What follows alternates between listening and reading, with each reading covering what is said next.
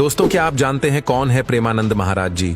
और क्या आपको पता है प्रेमानंद जी महाराज की दोनों किडनी खराब होने के बाद भी यह कैसे जिंदा है?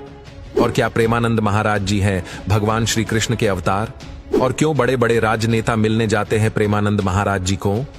दोस्तों, आदिकाल से ऐसा कहा जाता रहा है कि जब जब पृथ्वी पर पाप बढ़ा है, भगवान ने किसी न किसी रूप में अवतार लिया है और पापों का नाश किया है, दुष्टों को उनके कर्मों की सजा दी है और धरती पर खुशहाल जीवन की व्यवस्था करी है।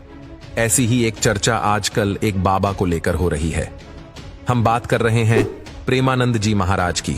दोस्तों, प्रेमानंद जी महाराज का जन्म उत्तर प्रदेश के कानपुर के सरसौल गांव में एक ब्राह्मण परिवार में हुआ था। बचपन में लोग इन्हें अनिरुद्ध कुमार पांडे के नाम से जानते थे। बचपन से ही इनका मन भगवान की भक्ति में खूब लगता था और यही वजह थी कि शुरू से ही ये पीले वस्त्रों को धारण करते थे। इनके पिता का नाम श्री शंभू पांडे और मां का नाम श्रीमती रामा देवी है। कहीं ना कहीं भगवान भक्ति में इनके रमने के पीछे की सबसे बड़ी वजह इनके घर का माहौल भी था, क्योंकि सबसे पहले इनके दादाजी ने संन्यास ग्रहण किया था और इनके पिता भी भक्ति भाव में अक्सर ही डूबे रहते थे।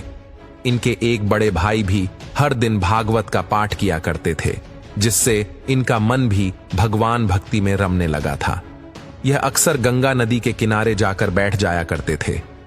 जब यह 5वीं 6ठी कक्षा में पढ़ते थे तो ज्यादातर इस उम्र में बच्चे खेलने कूदने में ध्यान देते हैं, लेकिन उस उम्र में भी ये गीता और सुख सागर का पाठ किया करते थे, जिससे इनके मन को शांति मिलती थी।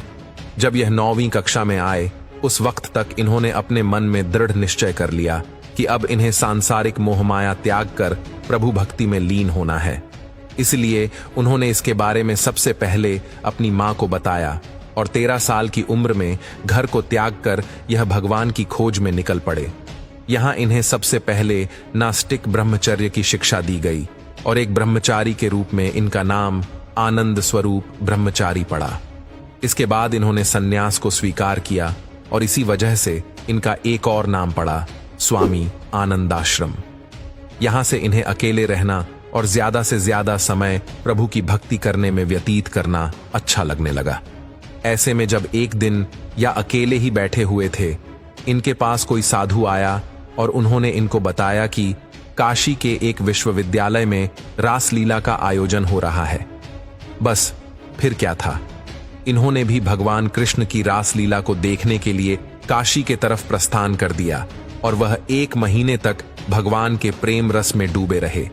लेकिन 1 महीने बाद आखिर वो समय भी आया जब इन कलाकारों के वापस जाने का समय आ गया। ऐसे में स्वामी जी के मन में ये ख्याल आया कि जब ये यहां से चले जाएंगे तब मेरा क्या होगा? बिना प्रभु की रासलीला के मैं कैसे रहूंगा? इसलिए उन्होंने काफी सोच विचार करने के बाद वृंदावन का रुख किया और वहां जाकर भ्रमण करना शुरू कर दिया।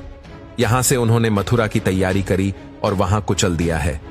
आज इनका हमेशा से उद्देश्य यह था कि यह भगवान के दूत के रूप में लोगों की सेवा करेंगे। आज किसी भी भटकी व्यक्ति को सही मार्गदर्शन करके भगवान की महिमा और उनके जीवन के सही उद्देश्य के बारे में उन्हें सही राह दिखाते हैं। स्वामी जी पर भगवान की विशेष कृपा भी बताई जाती है। कुछ लोग तो ऐसा भी मानते हैं कि ये साक्षात भगवान कृष्ण जी के अवतार हैं, क्योंकि इनकी दोनों किडनियां खराब है और वह भी आज से नहीं बल्कि पिछले 17 सालों से।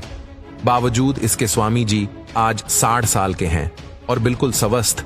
इसलिए ऐसा कहा जाता है कि उनकी रक्षा स्वयं भगवान कृष्ण कर रहे हैं।